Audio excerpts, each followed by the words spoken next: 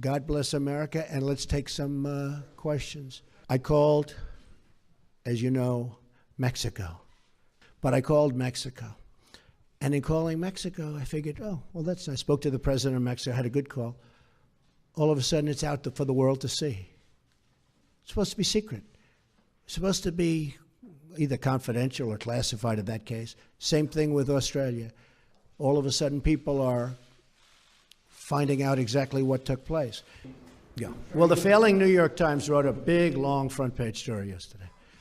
And it was very much discredited, as you know. It's a joke. I didn't talk to him ever, and he thought it was a joke. And just while you're at it, because you mentioned this, Wall Street Journal did a story today that was almost as disgraceful as the failing New York Times' story yesterday. And it talked about, you saw it front page. That was like the story they wrote about the women and me. Front page, big, massive story. And it was nasty. And then they called, they said, we never said that. We like Mr. Trump. They called up my office. We like Mr. Trump. We never said that. And it was they totally misrepresented those very wonderful women, I have to tell you. You know what I say, when I was called out on Mexico, I was shocked because all this equipment, all this incredible phone equipment. When I was called out on Mexico, I was really, really surprised. But I said, you know, it doesn't make sense. That won't happen. But that wasn't that important to call. It was fine. I could show it to the world, and he could show it to the world. The president, who's a very fine man, by the way. Same thing with Australia. I said, that's terrible that it was leaked, but it wasn't that important. But then I said to myself, what happens when I'm dealing with the problem of North Korea? What happens when I'm dealing with the problems in the Middle East? Are you folks going to be reporting all of that very, very confidential information, very important, very, at the highest level? Are you going to be reporting about that too? So I don't want classified information getting out to the public. And in a way, that was almost a test. So I'm dealing with Mexico. I'm dealing with Argentina. We were dealing on this case with Mike Flynn. All this information gets put into the Washington Post and gets put into the New York Times. And I'm saying, what's going to happen when I'm dealing on the Middle East? What's going to happen when I'm dealing with really, really important subjects like North Korea? We got to stop it. That's why it's a criminal penalty. Can you imagine, seriously, can you imagine if I received the questions? It would be the electric chair. Okay? He should be put in the electric. You would even call for the reinstitution of the death penalty, okay? Well, not too many, we do have other people. You do have other people, and your ratings aren't as good as some of the other people that are waiting. Pretty good right now, actually. Okay. Go ahead, Jim. If I love WikiLeaks at another campaign press conference, if I may ask you, sir, it sounds as though you do not have much credibility here when it comes to leaking, if that is something that you encourage during the campaign. Fair question. Ready? If I may ask you that. No, but let me do one at a time. Do you mind? Yes, sir. All right. So in one case, you're talking about highly classified information. In the other case, you're talking about John Podesta saying bad things about the boss. I will say this. If John Podesta said that about me and he was working for me, I would have fired him so fast your head would have spun. He said terrible things about her. And I want to turn in CNN for not doing a good job. And if I may follow up on that, just something that Jonathan Karl was asking you about. You said that the leaks are real, but the news is fake. I guess I don't understand. It seems that there's a disconnect there. If the information coming from those leaks is real, then how can the stories be fake? No, the reporting is fake. And if I may ask, look, I just want to ask Jim, you know what it is? Here's the thing. The public isn't, they read newspapers, they see television, they watch. They don't know if it's true or false because they're not involved. I'm involved. I've been involved with this stuff all my life. But I'm involved. So I know when you're telling the truth or when you're not. I just see many, many untruthful things. And I'll tell you what else I see. I see tone. You know the word tone. The tone is such hatred. I'm really not a bad person, by the way. No, but the tone is such, I do get good ratings, you have to admit that. The tone is such hatred. I watched this morning a couple of the network, and I have to say, Fox and Friends in the morning, They're very honorable people. They're very, not because they're good, because they hit me also when I do something wrong, but they have the most honest morning show. That's all I can say. It's the most honest. But the tone, Jim, if you look, the hatred, I mean, sometimes somebody gets, well, you look at your show that goes on at 10 o'clock in the evening. You just take a look at that show. That is a constant hit. The panel is almost always exclusive anti-Trump. The good news is he doesn't have good ratings. But the panel is almost exclusive anti-Trump.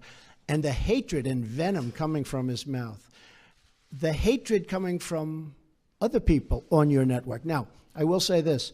I watch it. I see it. I'm amazed by it. And I just think you'd be a lot better off. I honestly do. The public gets it, you know. Look, when I go to rallies, they turn around, they start screaming at CNN. They want to throw their placards at CNN. You know, I think you would do much better by being different. Okay? No, that's how I won. I won with news conference and probably speeches. I certainly didn't win by people listening to you people, that's for sure.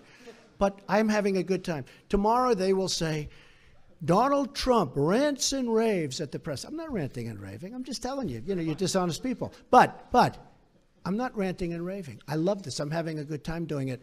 But tomorrow the headlines are going to be Donald Trump rants and raves. I'm not ranting and raving. Go ahead. Just one more follow-up. Should I let him have a little bit more? What do you think, Peter? Peter, should I let him have a little bit more? Sit down. Sit down. We'll get it. Just because of the attack of fake news and attacking our network, I just want to ask you, sir. I'm changing it from fake news, though. Doesn't that undermine? Very fake news. I know, but aren't you? Go ahead. Real news, Mr. President. Real news. And you're not related to our new. I am not related, sir. No.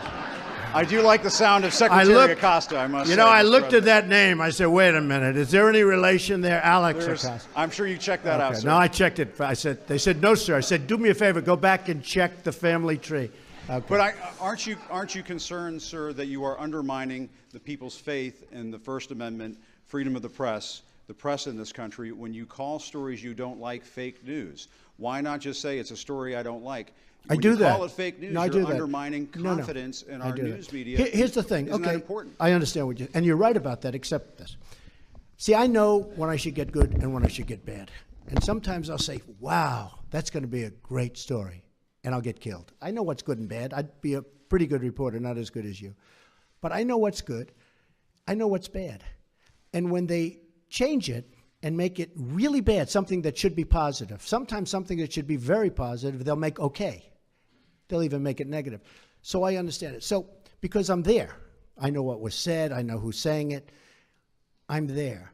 So it's very important to me. Look, I want to see an honest press. When I started off today by saying that it's so important to the public to get an honest press. The public doesn't believe you people anymore. Now, maybe I had something to do with that. I don't know. But they don't believe you.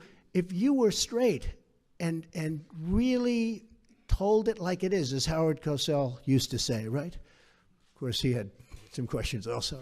But if you were straight, I would be your biggest booster. I would be your biggest fan in the world, including bad stories about me. But if you go, as an example, you're CNN, I mean, it's story after story after story is bad. I won. And the other thing, chaos. There's zero chaos. We are running, this is a fine-tuned machine. And Reince happens to be doing a good job, but half of his job is putting out lies by the press. You know, I said to him yesterday, this whole Russia scam that you guys are building so that you don't talk about the real subject, which is illegal leaks. But I watched him yesterday working so hard to try and get that story proper. And I'm saying, here's my chief of staff, a really good guy, did a phenomenal job at RNC. I mean, he won the election, right? Won the presidency. We got some senators. We got some all over the country. You take a look. He's done a great job. And I said to myself, and I said to somebody that was in there, I said, you take a look at Reince. He's working so hard just putting out fires that are fake fires. I mean, they're fake. They're not true. And isn't that a shame? Because he'd rather be working on health care. He'd rather be working on tax reform, Jim. I mean that. I would be your biggest fan in the world if you treated me right. Now, I sort of understand there's a certain bias, maybe by Jeff or somebody, for whatever reason. And I understand that. But you've got to be at least a little bit fair. And that's why the public sees it. They see it. They see it's not fair. You take a look at some of your shows, and you see the bias and the hatred. And the public is smart. They understand it. Okay, yeah, go ahead. Go ahead. Well, I guess one of the reasons I'm here today is to tell you the whole Russian thing, that's a ruse. That's a ruse. And by the way, it would be great if we could get along with Russia, just so you understand that. Now, tomorrow you'll say, Donald Trump wants to get along with Russia. This is terrible. It's not terrible. It's good. We had Hillary Clinton try and do a reset. We had Hillary Clinton give Russia 20% of the uranium in our country. You know what uranium is, right? It's a thing called nuclear weapons and other things. Like lots of things are done with uranium, including some bad things. Nobody talks about that. I didn't do anything for Russia. I've done nothing for Russia. Hillary Clinton gave them 20% of our uranium. Hillary Clinton did a reset. Remember with the stupid plastic button that made us all look like a bunch of jerks? Here, take a look. He looked at her like, what the hell is she doing with that cheap plastic button? Hillary Clinton, that was a reset. Remember it said reset? Now, if I do that, oh, I'm a bad guy. If we could get along with Russia, that's a positive thing. We have a very talented man, Rex Tillerson, who's going to be meeting with them shortly. And I told him, I said, I know politically it's probably not good for me. Hey, the greatest thing I could do is shoot that ship that's 30 miles offshore right out of the water. Everyone in this country is going to say, oh, it's so great. That's not great. That's not great. I would love to be able to get along with Russia. Now, you've had a lot of presidents that haven't taken that tack. Look where we are now. Look where we are now. So if I can. Now, I love to negotiate things. I do it really well and all that stuff. But it's possible I won't be able to get along with Putin. Maybe it is. But I want to just tell you, the false reporting by the media, by you people, the false, horrible, fake reporting makes it much harder to make a deal with Russia. And probably Putin said, he's sitting behind his desk and he's saying, I see what's going on in the United States. They follow it closely. It's going to be impossible for President Trump to ever get along with Russia because of all the pressure he's got with this fake story, okay? And that's a shame, because if we could get along with Russia, and by the way, China and Japan and everyone, if we could get along, it would be a positive thing, not a negative thing. I listened to you during the campaign. When did it happen? It happened when, if you were Putin right now, you would say, hey, we're back to the old games with the United States. There's no way Trump can ever do a deal with us. If I was just brutal on Russia right now, just brutal, people would say, you would say, oh, isn't that wonderful? But I know you well enough. Then you would say, oh, he was too tough. He shouldn't have done that. Look, I'm just all of the things. Wait a minute. Wait. Excuse me, just one second. All of those things that you mentioned are very recent, because probably Putin assumes that he's not going to be able to make a deal with me because it's politically not popular for me to make a deal. So Hillary Clinton tries a reset. It failed. They all tried. But I'm different than those people. Go ahead. How are you interpreting those moves, and what do you intend to do about them? Just have you the way given I said Rex it. Tillerson any advice or counsel on how to deal? I have, and I'm so beautifully represented. I'm so honored that the Senate approved him. He's going to be fantastic. Yes, I think that I've already... Is Putin testing you, do you believe, sir? No, I don't think so. I think Putin probably assumes that he can't make a deal with me anymore because politically it would be unpopular for a politician to make a deal. I can't believe I'm saying I'm a politician, but I guess that's what I am now. Because, look, it would be much easier for me to be tough on Russia, but then we're not going to make a deal. Now, I don't know that we're going to make a deal. I don't know. We might not. But it would be much easier for me to be so tough. The tougher I am on Russia, the better. But you know what? I want to do the right thing for the American people. And to be honest, secondarily, I want to do the right thing for the world. If Russia and the United States actually got together and got along, and don't forget, we're a very powerful nuclear country, and so are they. There's no upside. We're a very powerful nuclear country, and so are they. I've been briefed, and I can tell you one thing about a briefing that we're allowed to say because anybody that ever read the most basic book can say it. Nuclear holocaust would be like no other. They're a very powerful nuclear country, and so are we. If we have a good relationship with Russia, believe me, that's a good thing, not a bad thing. So when you say they're not good, do you mean that Who they did are I say under... is not good? No, when I read off the 3 things that have recently happened. No, Each it's one of them not you said good, they're but they not happen. good. But do they damage the relationship? They all happened undermine recently. No, I'm this going to country's see what ability happens. to work with Russia? They all happened recently, and I understand what they're doing because they're doing the same thing. Now, again, maybe I'm not going to be able to do a deal with Russia, but at least I will have tried. And if I don't, does anybody really think that Hillary Clinton would be tougher on Russia than Donald Trump? Does anybody in this room really believe that? Okay? But I tell you one thing, she tried to make a deal. She had the reset. She gave all that valuable uranium away. She did other things. You know, they say I'm close to Russia. Hillary Clinton gave away 20% of the uranium in the United States. She's close to Russia. Can we you know what I gave to Russia? You know what I gave? Nothing. Can we conclude there'll be no response to these particular provocations? Yeah, I'm not going to tell you anything about what response I do. I don't talk about military response. I don't say I'm going into Mosul in 4 months. We are going to attack Mosul in 4 months. Then 3 months later, we are going to attack Mosul in 1 month. Next week, we are going to attack Mosul. In the meantime, Mosul is very, very difficult. You know why? Because I don't talk about military, and I don't talk about certain other things. You're going to be surprised to hear that. And by the way, my whole campaign, I'd say that. Right. So I don't have to tell you. I don't want to be one of these guys that say, yes, here's what we're going to do. I don't have to do that. I don't have to tell you what I'm going to do in North Korea. Wait a minute. I don't have to tell you what I'm going to do in North Korea. And I don't have to tell you what I'm going to do with Iran. You know why? Because they shouldn't know. And eventually you guys are going to get tired of asking that question. So when you ask me, what am I going to do with the ship, the Russian ship as an example, I'm not going to tell you. But hopefully I won't have to do anything. But I'm not going to tell you. Okay. Thanks. Can I just ask you, thank you very much, Mr. President. Where are you from? BBC. Okay. Here's another beauty. It's a good line. Impartial, free and fair. Yeah, sure. Mr. President. Just like CNN, right?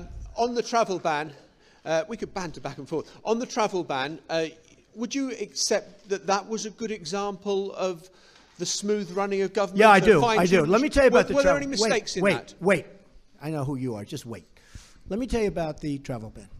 We had a very smooth rollout of the travel ban, but we had a bad court. We got a bad decision. We had a court that's been overturned. Again, may be wrong, but I think it's 80% of the time.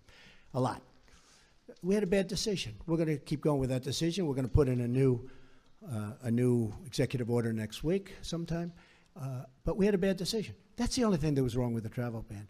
You had Delta with a massive problem with their computer system at the airports. You had some people that were put out there, brought by very nice buses, and they were put out at various locations. Despite that, the only problem that we had is we had a bad court. We had a court that gave us what I consider to be, with great respect, a very bad decision. Very bad for the safety and security of our country. The rollout was perfect. Now, what I wanted to do was do the exact same executive order, but said one thing, and I said this to my people: give them a 1-month period of time. But General Kelly, now Secretary Kelly, said, if you do that, all these people will come in the month, the bad ones. You do agree there are bad people out there, right? They're not everybody that's like you. You have some bad people out there.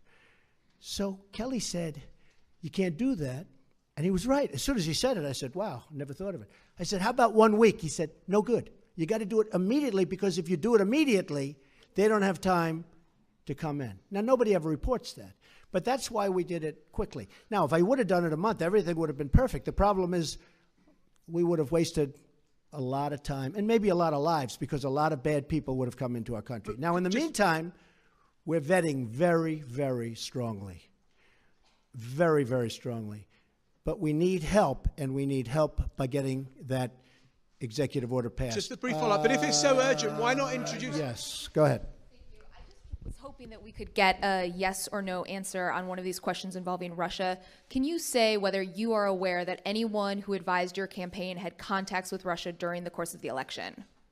Well, I told you, General Flynn obviously was dealing, so that's one person, but he was dealing as he should have been. During the election? No, nobody that I know of. So you're not aware of any contacts during the course of the election? How many times do I have to answer this question? Can you just say Russia yes or no is on a it? ruse. Yeah, I know you have to get up and ask a question, so important. Russia is a ruse. I have nothing to do with Russia. Haven't made a phone call to Russia in years. Don't speak to people from Russia. Not that I wouldn't. I just have nobody to speak to. I spoke to Putin twice. He called me on the election. I told you this. And he called me on the inauguration a few days ago. We had a very good talk, especially the second one. Lasted for a pretty long period of time. I'm sure you probably get it because it was classified, so I'm sure everybody in this room perhaps has it. How much longer should we stay here, folks? 5 more minutes. Is that okay? 5? Wait, let's see. I want to find a friendly reporter. Used to say it was John. Are you a friendly reporter? Watch how friendly he is. Wait. Watch how friendly he is. Go ahead. Go ahead. So, first of all, my name is Jay Turks from Omni Magazine, and despite what so many colleagues may have been reporting, I haven't seen anybody in my community accuse either yourself or anyone on your staff of being anti-Semitic. We understand that you have those grandchildren who are their Zaydi. Thank you. However, what we are concerned about, and what we haven't really heard being addressed, is an uptick in anti-Semitism and how the government is planning to take care of it. There's been a report out that 48 bomb threats have been made against Jewish centers all across the country in the last couple of weeks. There are people who are committing anti-Semitic acts or threatening. You see, he said he was going to ask a very simple, easy question. And it's not. It's not. Not a simple question, not a fair question. Okay, sit down. I understand the rest of your question. So here's the story, folks. Number one, I am the least anti-Semitic person that you've ever seen in your entire life. Number two, racism. The least racist person. In fact, we did very well relative to other people running as a Republican. Quiet, quiet, quiet. See, he lied about he was going to get up and ask a very straight, simple question. So, it's welcome to the world of the media. But let me just tell you something, that I hate the charge. I find it repulsive. I hate even the question because people that know me, and you heard the Prime Minister, you heard Netanyahu yesterday. Did you hear him? Bibi. He said, I've known Donald Trump for a long time. And then he said, forget it. So you should take that instead of having to get up and ask a very insulting question like that. Yeah, go. Melania Trump does for the country, and there's a unique level of interest in your administration. So by opening the White House visitor's office, what does that mean to you and the rest of the Now that's what I call a nice question. That is very nice. Who are you with? Good, I'm going to start watching. All right.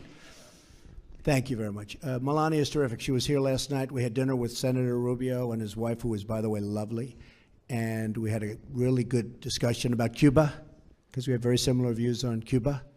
And Cuba was very good to me in the Florida election, as you know, the Cuban people, Americans.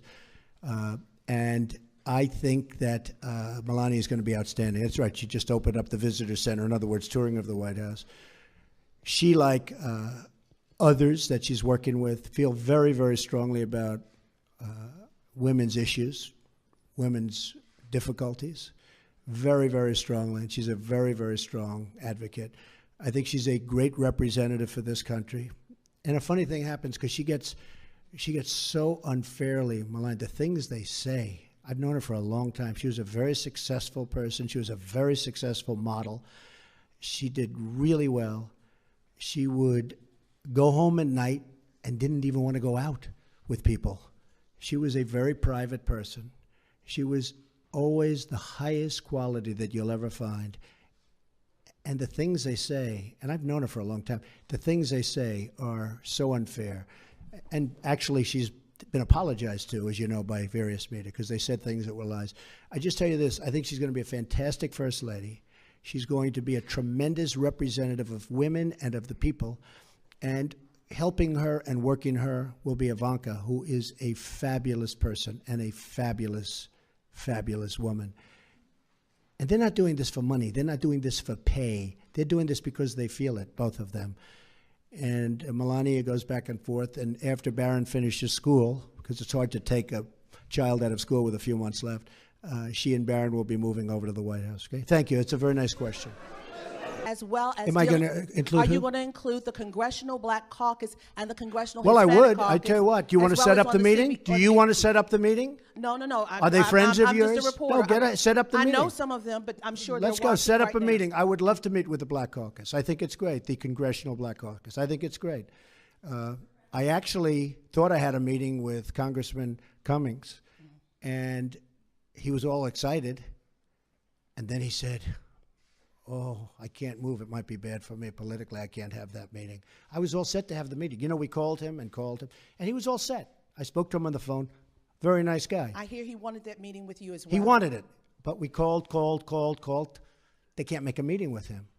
Every day I walk in, I said, I would like to meet with him because I do want to solve the problem. But he probably was told by Schumer or somebody like that, some other lightweight. He was probably told, don't meet with Trump. It's bad politics, and that's part of the problem in this country. Okay, one more. Go ahead. No, one question. Two we can't handle. This room can't handle two. Go ahead. Give me the better of your two. I'll follow up on my colleague's question about anti-Semitism. It's not about your personality or your beliefs. We're talking about a rise in anti-Semitism around the country, some of it by supporters in your name. What can you And some of it, and can I be honest with you? And this has to do with racism and horrible things that are put up. Some of it written by our opponents. You do know that. Do you understand that? You don't think anybody would do a thing like that. Some of the signs you'll see are not put up by the people that love or like Donald Trump. They're put up by the other side. And you think it's like playing it straight? No. But you have some of those signs, and some of that anger is caused by the other side. They'll do signs and they'll do drawings that are inappropriate. It won't be my people.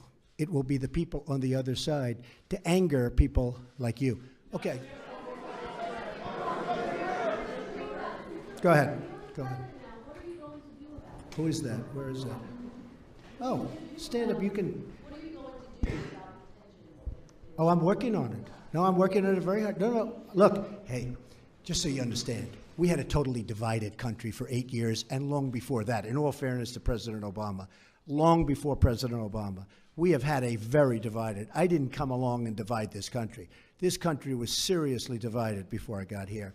We're going to work on it very hard. One of the questions that was asked, I thought was a very good question, was about the inner cities. I mean, that's part of it. But we're going to work on education. We're going to work on we're going to try and stop the crime. We have great law enforcement officials. We're going to try and stop crime. We're not going to try and stop. We're going to stop crime. But it's very important to me. But this isn't Donald Trump that divided a nation. We went 8 years with President Obama, and we went many years before President Obama. We lived in a divided nation. And I am going to try. I will do everything within my power to fix that. I want to thank everybody very much. It's a great honor to be with you. Thank you. Thank you very much. Thanks.